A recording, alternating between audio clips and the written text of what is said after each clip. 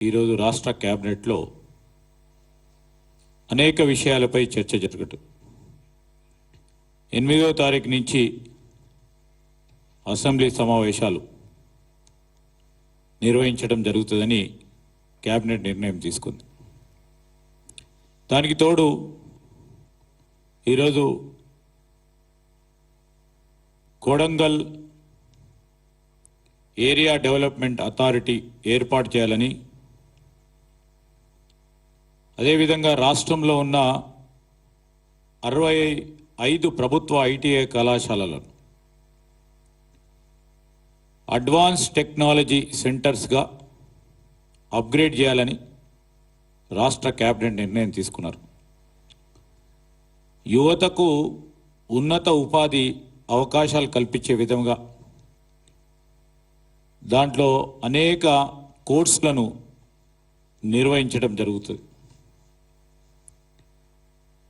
దానికి తోడు హైకోర్టుకి, తెలంగాణ రాష్ట్ర హైకోర్టుకి 100 ఎకరాల భూమిని కేటాయించేందుకు మంత్రిమండలి ఆమోదం తెలిపింది.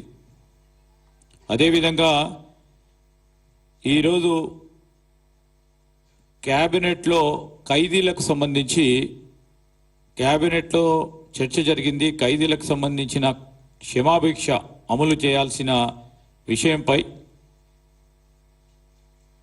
వారి విడుదలకు అవసరమైన న్యాయపరమైన చర్యలు తీసుకోవాలని సంబంధిత అధికారులకు ఆదేశించడం జరగడంతో పాటు ఈరోజు ఇంతకు పూర్వకం మరి సహచరులు శ్రీనివాసరెడ్డి గారు చెప్పినట్టు కేంద్ర ప్రభుత్వం ఆ రోజు మన మోటార్ వాహనాలకు సంబంధించిన రిజిస్ట్రేషన్ విషయంలో వారిచ్చిన గెజిట్ మేరకు, కేంద్ర ప్రభుత్వం గెజిట్ మేరకు టీజీ వాహనాలన్నిటికీ కూడా ఇక నుండి టీజీ నెంబర్ ప్లేట్తోనే రిజిస్ట్రేషన్ కావటం జరుగుతుంది. ఆనాడు టీఆర్ఎస్ పార్టీ ప్రభుత్వం రూల్ లేకుండా, రెగ్యులేషన్ లేకుండా కేంద్ర ప్రభుత్వం అనేక రాష్ట్రాలకు సంబంధించి తీసుకున్న నిర్ణయాలకు వ్యతిరేకంగా ఈరోజు కేవలం వారి పార్టీతోని ప్రతి ఒక్క అంశాన్ని ముడిపెట్టాలని టీజీ అని కేంద్ర ప్రభుత్వం గెజిట్ ఇస్తే టీఎస్ అని పెట్టారు. ఎందుకంటే దాంట్లో వారి పార్టీకి సంబంధించిన చిహ్నం కనబడాలి అని అనే ఉద్దేశం.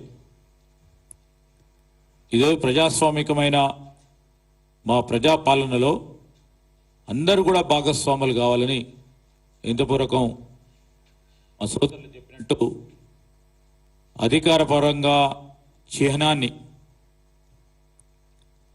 అదేవిధంగా ఈరోజు మరి కావాల్సిన మరి అందశ్రీ రచించిన తెలంగాణ గీతాన్ని రాష్ట్ర గీతంగా